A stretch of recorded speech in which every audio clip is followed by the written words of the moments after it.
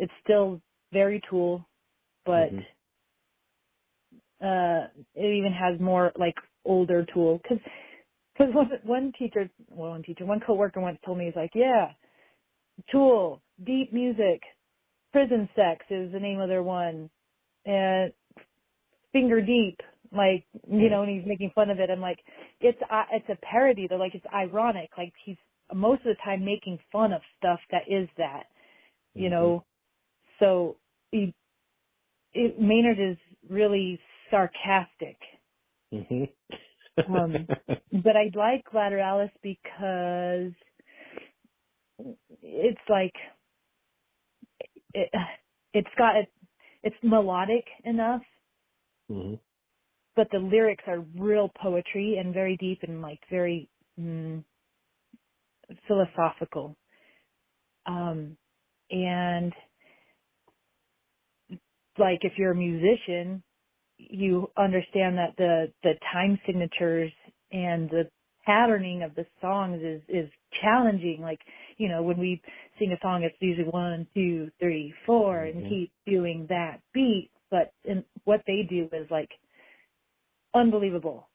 In like that whole Fibonacci sequence that they were working on with their time signatures. How do you describe the Fibonacci sequence? It's like instead of 1, 2, 3, 4, each number is the added sum. So it's like, so 1, and then 2 would be the added sum of the two numbers. Would be another 1, so it'd be 1, 1. And so it goes on. You know what I mean? And they keep that time signature, which that's like my brain can't even comprehend how to do that. So 1, 1, 2, and then 1 plus 2 is 3, so it'd be 1, 1, 2, 3, and then 5. You know, 1, 1, 2, 3, 5, 8. So that's hard. I can't even play the chord on the guitar. Anyway, it's just really beautiful how they play together, and that's why Maynard puts those musicians in the front, because he's like doesn't have to be about him. He's usually in the dark too. Yeah, I'm reading right here. Schism changes meter 47 times, moving among more than 12 different time signatures, almost none of which are anything Mozart even thought of using. But no, the time changes, you're right, because I just read just Schism alone, which is on that album, changes, 12 different time signatures, and it's just so, and as much as you can listen to the songs by themselves, listening to the album front to back, like everything goes into each other in the next song, and like it's all kind of one big song, but you can obviously, break them up into individual songs, but it's not only it's just the music, you have to then, I think, you have to go watch the music videos as well, because they're so beautifully, artfully done that you just, they're the biggest faceless band because of the fact that they don't want to be really put out there, as, we're the band. No, they're not even in the music videos. They're just, it's them playing the music playing, and then a beautiful piece of art throughout the whole song. And a lot of those songs can go up to 10 minutes long, and it's just, it grabs your attention the entire time. Yep, exactly. It's never been about them. It's been always about the music. And that's what I like. I don't know if it's Maynard's thing or if the other boys who are pro wrestling fans, by the way, they're fans. They fucking follow Jeff Cobb. When I was with Jeff Cobb, I'm like, you don't even like Tool, and they follow you. So that was probably the one time I got a tinge of jealousy. The one and only time I've ever felt what jealousy feels like. But what I do love about it is, like, I don't know how long Maynard's been into it or what it is, but Joe Rogan always talks about these topics with him. But, like, the music includes a lot of references with Hermeticism and the universal laws. And, like, that's what we're on. So the universal laws being, the law of polarity, the law of vibration, which the law of attraction, of course, is probably the most popular one. But cause and effect, of course. So And if I were to have a religion, it would be these laws. Right. And the music and his words always speaks of that and of the esoteric nature of everything. No, you're right. They're a very intelligent band that sometimes you even have to read the lyrics and then kind of go back and do research as to what they actually, what they could mean, because obviously it is art, and art can be open to perceived interpretation. exactly. So you might be thinking that they're talking about this, but in actuality they're talking about this. But they're smart enough to not be like, this is what this song's about, because again, it's art, and you can perceive it in any way you want it to be. Right, exactly. But I mean, as above, so below. That's a law. Okay. So you can perceive it how you want it, but how does it apply to you? But I guess that's how you could apply all the laws as well. True. Yeah. And I know that the churches have kind of been playing that game for a long time when it comes to the Bible or any other piece of religious artifact. Yeah, exactly. Yeah. I still like Opiate, though. I still like the angst of that early album. Yeah, Undertow is the second album, but that one's fantastic as well. I mean, I think they were really finding their voice, and then Inema came out and they just blew up so big that they couldn't go back at that point. I mean, I imagine, as much as they wanted to be that faceless band, they were just, once they got out in front of that crowd, like I think it was Lollapalooza, really, that tour that really kind of put them over the top, and they were like, well, shit, here we are now. I guess we gotta let's go on this ride. You got a machine now. Yeah. You know what's funny? I dated a drummer. It was my first long-term relationship, and I had a performance for that same horror film festival, different year, and I had his band learn, was it Heart of Me? Yeah, and I did this whole performance where I sang the Tool song. Awesome. Man, I gotta find it. It's got some crappy video somewhere, I'm sure someone in the audience took. But basically, I disembowel a girl and there's zombies and the band's playing. So that's how much I love Tool.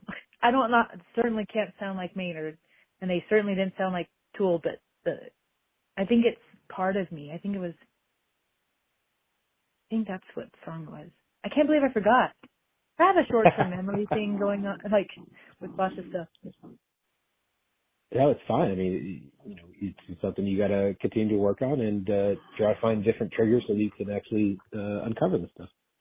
Yeah, that's true. It's because I've done so much that stuff gets pushed to the back files, and then I get hit in the head. So that doesn't help things at all. Right. So I have a segment on the show I call it the 5 Count. Just 5 random questions. Answer just as quick as possible. Okay. What song do you car karaoke to?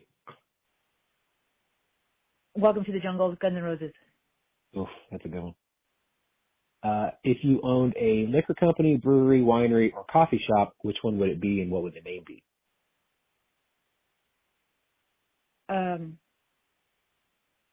Coffee shop that sold hard kombucha that I brewed myself.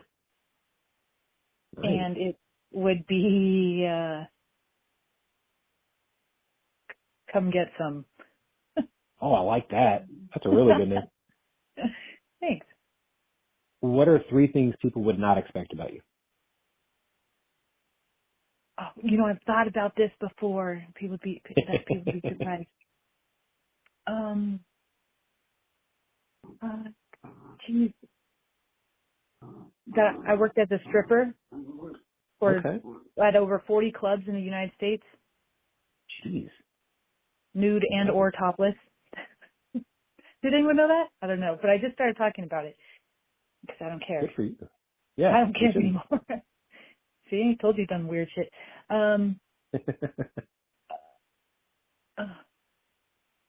What else? What else do people not know?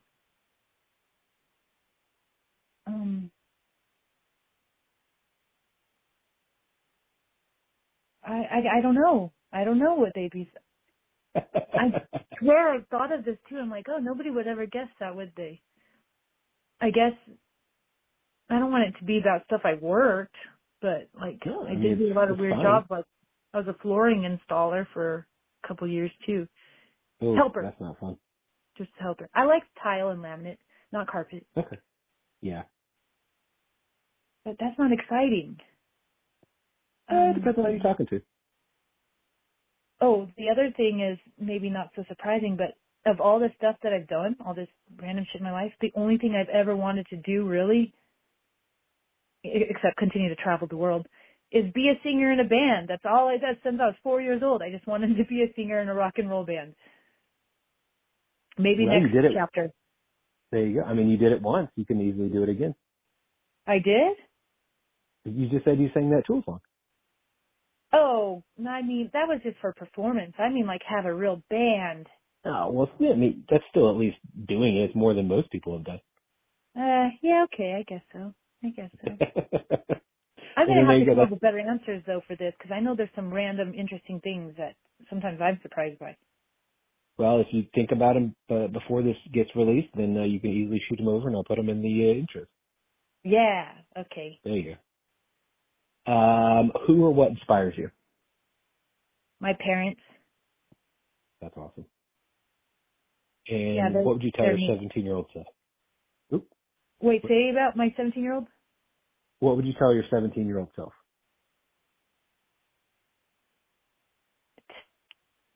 To value myself more, but that's not really something you just say. You have to learn how. Yeah. So I would say, I'd probably say start jiu-jitsu now. Jiu-jitsu changed my life for the better, I would say. Yeah, that's what I'd say. So in order to value myself and do better all over, it would be to recommend jiu-jitsu. There you go. Now, if people wanted to find out more about you, follow you online, watch your movies or fights, or just just find out what you're doing, how can they do all the things? I'm mostly active only on Instagram, and then for people I've met personally, I have a Facebook, which I just kind of talk a little more about personal stuff there because I know everyone. But on Instagram at Body Slamming Queen 333. And then as far as movies and stuff, I guess you could just Google, and I think the IMDb comes up.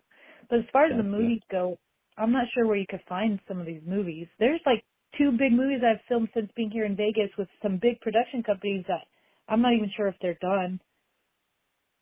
I'm going to really have to, maybe I'll get a little website and just like a link tree or something. There you go. Yeah. Or, I still haven't looked, but I think there might be a free thing that's like Linktree, but it's not Linktree because you obviously have to pay for Linktree, which is I think kind of weird. Yeah. I realized that the hard way. I was like, oh, you got to pay for this? That's unfortunate. Yeah, I didn't realize that either. Yeah. That's once I get the information because I'm really curious about these movies as well, and I really want to get back into it more. So I need to compile this, like my work history. Well, that's the other thing about streaming services that like it might drop off one and then pick up on another one, or vice versa, or it's just it's always a weird situation of like, where's this movie actually, and do you have to buy it or rent it, or is it just gonna be free? Yeah, exactly. And sometimes it disappears off that platform. Yep. Yeah, and then you got to try to find a hard copy, which good luck, or it's not going to happen. Right. Or sometimes it's available, all for free on YouTube. Exactly. Yeah. Well, Jeslen, thank you so much for your time. I've loved this conversation. I feel like we could have done this for hours. But I can't wait to see what the future holds for you. It hopefully is a new band in the future, and we get to see you perform live. Oh, yeah. After I win it, I need some kind of championship belt as a pro fighter, and then I'll feel like I could deserve the band. There you go. Because there's too many hours on the mat to not feel like I accomplished something. So that's just the focus for now. That's awesome. Yeah, and then you can wear your belt on stage or just out and about in a grocery store. Yeah, exactly. Yeah. You know what? That's what pro wrestlers do with their pro wrestling belts. But when I won my first amateur belt, we were going to the bar. Mike Pyle cornered me. I was a